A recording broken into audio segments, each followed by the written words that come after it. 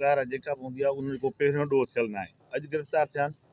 हिननि जो हिकिड़ो टीम जो ॿियो मेंबर जेको 2 ॾींहं अॻु में असांजो कल्ह गिरफ़्तार थियो असांजो सिजावल थाणे ते, उहो हिन ॾोह मीरो खाने में न हुयो, पर उहो बि ॿियनि ॾोहनि में इन्वॉल्व हुयो। पुलिस करे उते केस उन ते थियो आहे, उहो पुलिस कस्टडी में रिमांड हेठि आहे।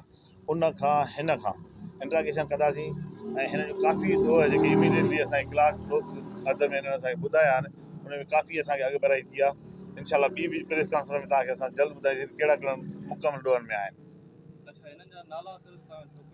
जी जी, मां तव्हांखे नाला हिन सां वाज़िफ़ कयां थो तव्हां सां। असां वटि हिन में जेको कैरी जो ड्राइवर आहे मुजाहिद छाबरानी, उहो उन खां पोइ गुलशेर उर्फ़ दिलमुराद टांवरी, टियों सदोरो कमरानी, 3 जवाबदार असां वटि इन जेके मीरो खान जे इंसिडेंट में इन्वॉल्व आहिनि उहे पकड़ी चुका बीठा आहिनि।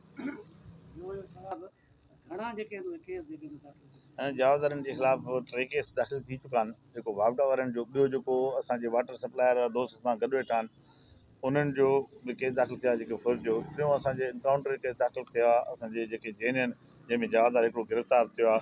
हिननि जा उहो बि हिन जो साथी हुयो, उहो हिकिड़ो हिन ॾोह में न, पर ॿिया जेके हिननि सां गॾु हुया उहो सिजावल थाणे ते उहो बि केस दाख़िल थी चुको आहे।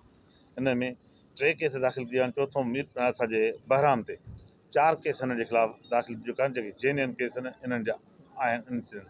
बहरहाल जीअं तव्हां ॿुधायो त ही ॿियनि ॾोहनि में आहिनि या न आहिनि, ही को पूरो मां चवां बेन ज़िला हिकिड़ो सिर्फ़ु न, मुख़्तलिफ़ ज़िलनि जा हिन सिर्फ़ु असांजे कंबर ज़िले जा न, पर लाड़काने ज़िले मां बि जेका इनिशियल इंफॉर्मेशन असां हिननि खां वरिती आहे, इनिशियल इंफॉर्मेशन में लाड़काने जा ॾोह बि हिननि कया आहिनि, दादू जा बि ॾोह कया आहिनि, कंबर जे मुख़्तलिफ़ सब डिवीज़न में ऑलमोस्ट हर सब डिवीज़न जो हिन जो ॾोह थियल आहे।